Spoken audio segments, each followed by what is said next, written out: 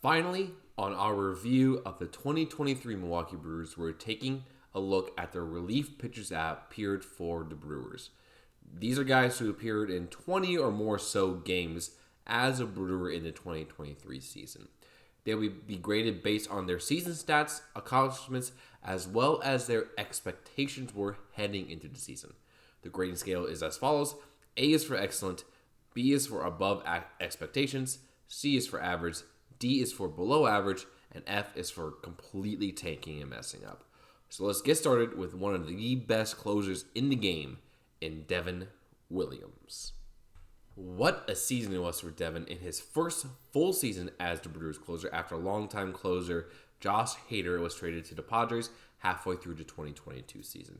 There was some worry that the changes in roles from being the eighth inning guy to the closer would affect Devin's performance, but there was no such worry as Williams was as dominant as he has ever been. He had an 8-3 record with a 1.53 ERA across 58 and 2/3 innings, 87 strikeouts in that period, 36 saves, a whip of .920, a FIP of 2.66, an ERA plus of a ridiculous 282, meaning he was 182% better than the average major league pitcher, and a B-WAR of 2.6. He was also named to his second career All-Star team and won his second Trevor Hoffman Reliever of the Year award for the National League. He was just absolutely amazing in the back end of the bullpen, and he looks to repeat his dominance in 2024 with the Brewers. For his efforts, I have to give him an A+, as he was the best closer in the National League, and he can't do much better than that. Traded to the Brewers from the Pirates in January of 2023 for just cash, Wilson wasn't expected to have a big impact with the crew because he really struggled up to 2023 in his career with the Braves and Pirates, never having an ERA below 5 in 6 seasons. But for everyone's surprise, Wilson had an excellent season for the Brewers, becoming a trusted arm in the bullpen and one of our better relievers when you need a guy to go more than an inning out of the pen.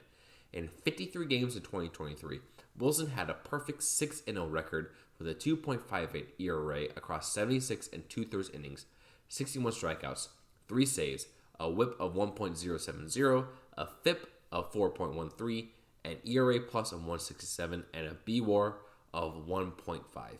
Just an absolutely great season for a guy many expected to be one of the worst arms in the league. Hopefully the season wasn't a flash in the pan and he continues to be a reliable arm in 2024. But for 2023, I'm giving Wilson a grade of an A for completely exceeding all his expectations and turning into a really good bullpen pitcher for the Brewers. Coming into the season with high expectations after a strong rookie season in 2022 with a 2.83 ERA, everything just kind of fell apart for Peter in 2023. He really struggled out of the pen with the Brewers and ended up being traded to the Arizona Diamondbacks in exchange for Andrew Chafin, who we will get to in a moment. He only appeared in one game for the Diamondbacks, so both teams didn't really do that good in that trade. With the Brewers, Peter appeared in 36 games, having a 3-5 record with a 4.54 ERA across 35 and 2/3 innings, 37 strikeouts, a whip of 1.178, a FIP of 3.79, an ERA plus of 100, and a B-WAR of 0.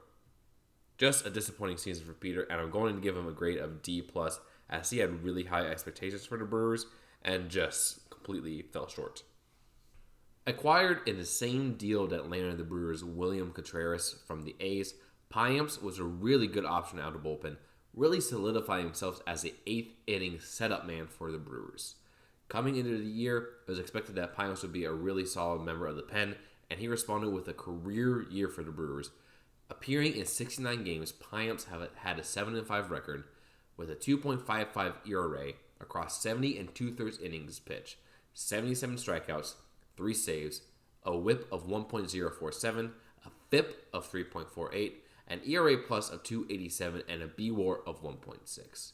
Just a really good season for Payamps, who was basically a throw-in the Contreras trade, was an absolutely incredible asset for the team. And for the 2023 season, I'm giving Payamps a grade of B+, and I'm really hoping he can continue this excellent usage out of the bullpen.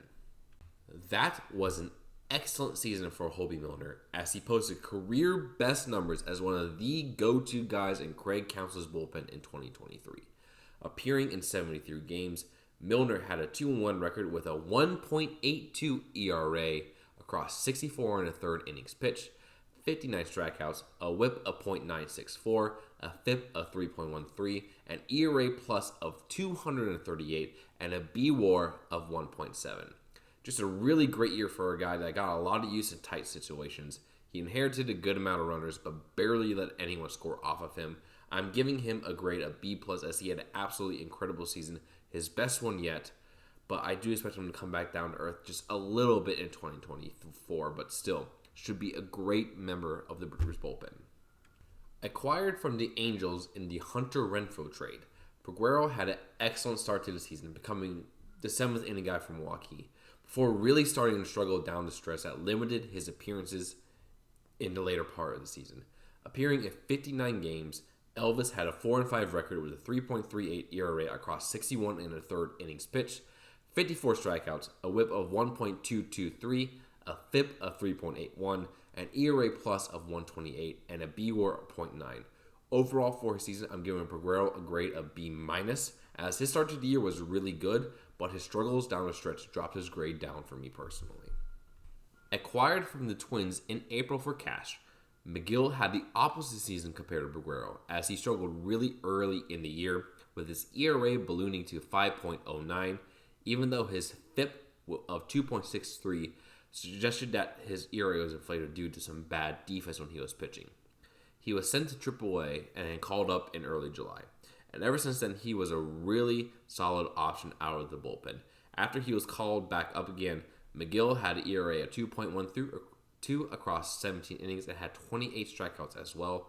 Overall, for the 2023 season, McGill had a 1-0 record with a 3.63 ERA across 34 and 2/3 innings pitched, 52 strikeouts, a whip of 1.356, a FIP of 2.13, an ERA plus of 119, and a B-WAR of .4.